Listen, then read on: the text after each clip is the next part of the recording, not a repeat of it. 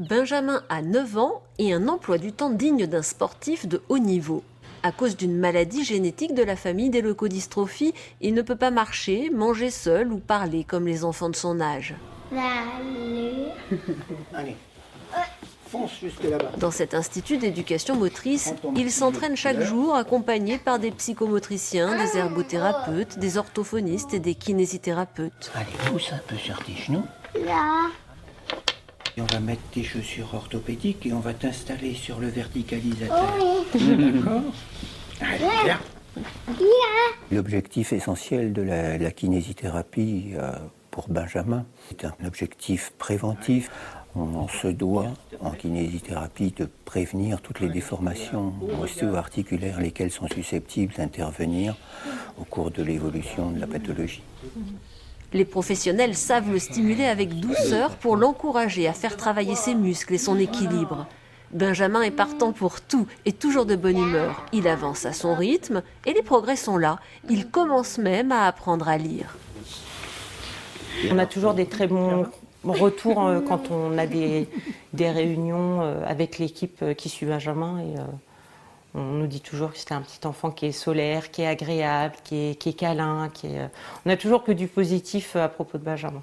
Si le petit garçon semble si épanoui, c'est que le cercle familial est solide autour de lui. Ses parents ont adapté leur vie depuis l'annonce du diagnostic. Benjamin avait 2 ans.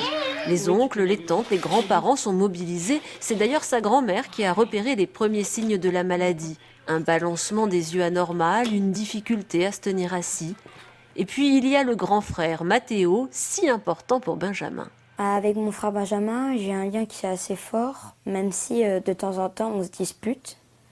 Donc des fois on met un peu de temps à se remettre et puis après on redevient assez complices.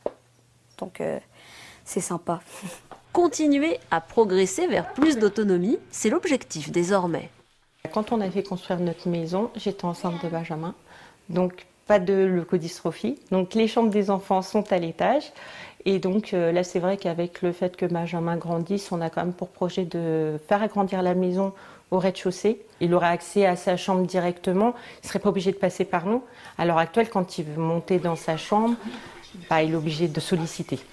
Pour ce projet, la famille sait qu'elle pourra compter sur l'association Ella, comme toujours.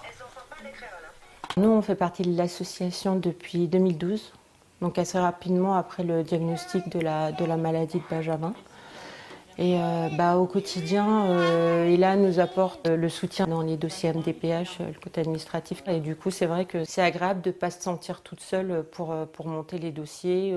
C'est vraiment une grosse aide aussi de Ella, en fin de compte.